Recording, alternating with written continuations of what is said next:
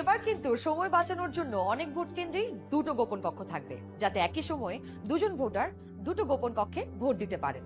গোপন কক্ষের ভেতরে আপনি কিভাবে ব্যালটে সিল দিবেন চলুন দেখি। গণভোটের গোলাপি ব্যালটে হ্যাঁ এবং না দুটো ঘর থাকবে। সংস্কার বা পরিবর্তন চাইলে হ্যাঁতে সিল মারুন। গণভোটে আপনি হ্যাঁ দিলে সবগুলো সংস্কার পাবেন, আর না দিলে কোনো সংস্কারই পাবেন না। এরপর ব্যালটটি লম্বালম্বি ভাঁজ করুন, যেন সিলের রং অন্য ঘরে না পড়ে। এরপর আড়াআড়ি ভাঁজ করুন। সংসদ সদস্য নির্বাচনের জন্য সাদা কালো ব্যালটটিতে থাকা আপনার পছন্দের ব্যক্তি বা দলের মার্কায় সিল মারুন। সিলটি কিন্তু নির্ধারিত ঘরের বাইরে যাওয়া যাবে না। মার্কার বাইরে সিল পড়লে আপনার মহামূল্যবান ব্যালটটি বাতিল হয়ে যাবে। সিল মারার পর এই ব্যালটটিও প্রথমে লম্বালম্বি ভাঁজ করুন, যেন সিলের কালি অন্য মার্কায় না লাগে। এরপর আড়াআড়ি ভাঁজ করুন। এবার গোপন কক্ষ থেকে বের হয়ে স্ট্যাম্পটি সহকারী প্রিজাইডিং অফিসারকে ফেরত দিন এবং একই ব্যালট বক্সে দুটি ব্যালট পেপার ফেলুন।